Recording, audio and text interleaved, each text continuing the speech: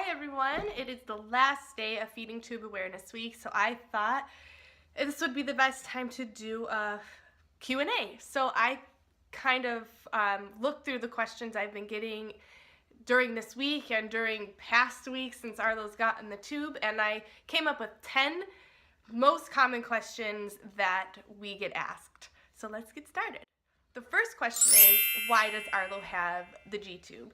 And we kind of got into this in our introduction video that we posted on Monday, but Arlo has a G-tube pretty much because he was eventually diagnosed with failure to thrive, and he, for various reasons, stopped eating and started losing weight, and the G-tube was the last resort, and we just went for it.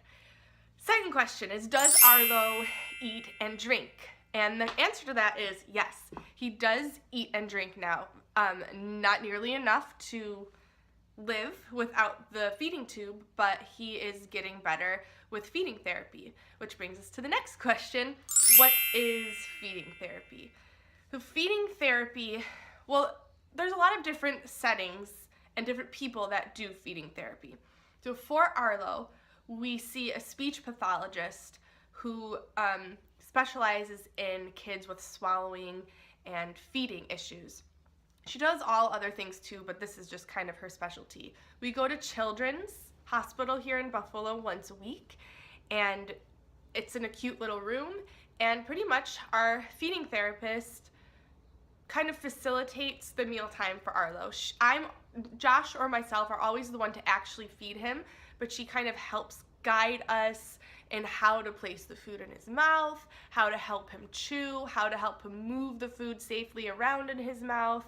She gives us suggestions on what types of foods to feed him, what consistencies he does well with, how to get him drinking better. So she really serves as like an amazing guide slash teacher for us to teach him how to learn how to eat safely. And she's really making a ton of progress. We're all making a ton of progress with it, and we love her so much. She's the best. Question number 4. This is a common one we get. Does his feeding tube hurt? And the answer to that is no, it shouldn't. If it does, there's something wrong. He can get uncomfortable if he's too full, which we are really good at reading him now, so that rarely ever happens. The only time it really hurts him is if it accidentally gets pulled. It can get pulled out if it's pulled with force, but that's if everything's functioning properly in the tube. That's very rare. It would really have to get pulled hard in order for that to happen, which we have had an accident that it has come out, and it was very traumatic and ended up in the hospital, and it was all's well that ends well, though. Hasn't happened again since. Another really common question that we get is, how long is Arlo going to have this tube? I think this is probably the most common question, the most frequently asked question we get. How long will he have it? It's a really simple answer. We don't know. We have no idea. We can't even give you a guess.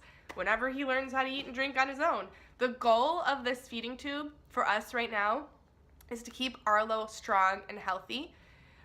And thriving and growing. We really don't care how long it's in.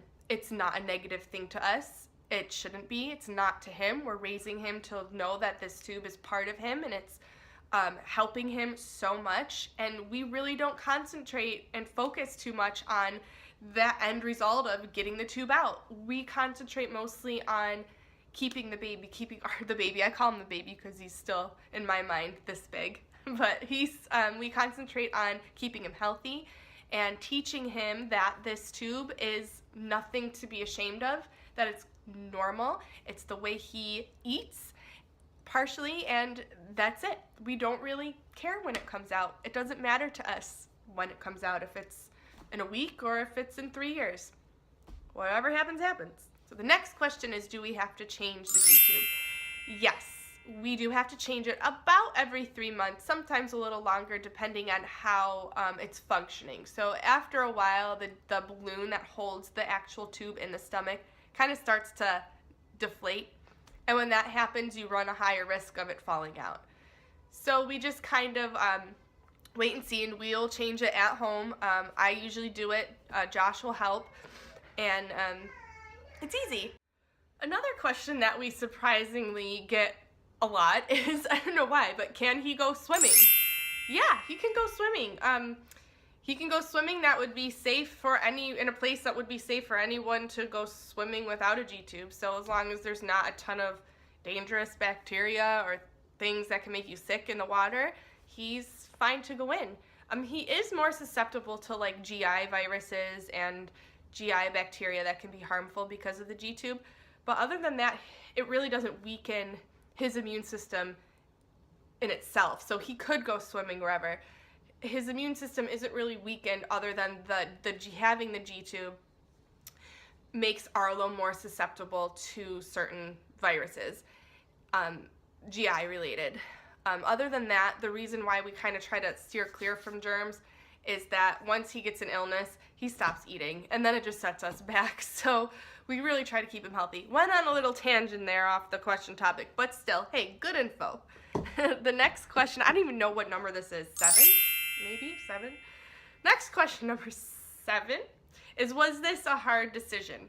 We get this question a lot, and you'd think it would be an easy answer, but it's not. It's kind of complicated. Yes, I mean, it was a hard decision, but we spent months thinking about this. We knew that this could be a possibility, and we knew we needed to exhaust every option before going this route, which we did.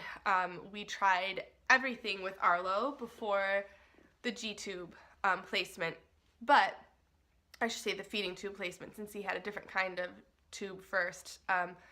But when it came down to it, the doctor, nicely actually told us that your son is literally starving, and this is what we have to do. So when you hear, that your son is in starvation mode, he's not going to grow, or worse, he could stop developing totally without intervention.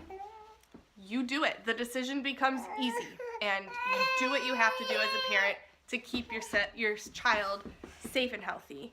And that's what we did. Another question we commonly get is, what happens when you have to feed Arlo and you're not home and you're in public? The answer is exactly what you would do with any child without a G-tube or feeding tube. You feed him.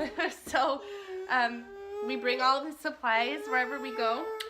Arlo, can you say hi? Say hi. Say hi, Grumpy Pants. Oh. Say hello. Yes, we do. We feed him in a restaurant. We feed him out wherever we are, out and about, just like you would any other child. The final question we have is, what advice would you give to somebody who is about to go through or just starting to go through a feeding tube placement with their child? So the person that was working with us in the hospital at Strong, at Golisano, at Children's at Strong, she told us that you're going to have a crying in the kitchen moment. You're going to freak out, and then you're going to get over it. And that's exactly what happened. We freaked out, and we moved past it. I would say allow yourself to freak out. It's a big deal. It's a huge life change, but it gets better. Surround yourself with people who support you, who support you. You most likely, just like we did, are going to get people who are a little resistant. Even your close family and friends, they're not going to understand at first, maybe. Most likely, some people will not understand at first, but you are the parent. You, and only you as parents, know what is best for your child. And it does not matter what anybody else thinks. Their opinion does not matter. Your opinion as a parent is, and your children's doctors are second to that, are the only thing that matters when talking about your kid surviving or not. You're the only one. Your instincts are good. Your instincts are most likely right, and follow them because you know best. That's really it. if you meet resistance, or if you get some unsolicited, completely irrelevant advice, I could do a whole video on the advice alone because it actually gets pretty comical. Just take it, say thank you, take it with a grain of salt, let it go in one ear and out the other if you need to, if it's offensive, and just move on. And you're gonna be okay, you'll be fine. Feel free to reach out to me. You could always message me, leave it in the comments, whatever you need to do if you're going through this and you need some support. I'm here. There are amazing support groups on Facebook that have been really helpful. Search around in your area for support groups. Just connecting with other parents that have gone through or are going through the same thing is extremely helpful. Anyway, I hope this whole week was informative, at least a little bit, and that you learned a little bit more about our life with Arlo and about families with feeding tubes in general. And thank you so much for watching all of these. If you watched every one, thank you. Holy moly. If you watched even a second of one, thank you. That's amazing. I'm so grateful. We're all so grateful for your support. And who knows, maybe we'll make videos in the future just for fun anyway. Come here, Ar. Can you say bye-bye? He's cooking in his kitchen right now, so say bye-bye. Say thank you so much. Bye, everyone. Thank you.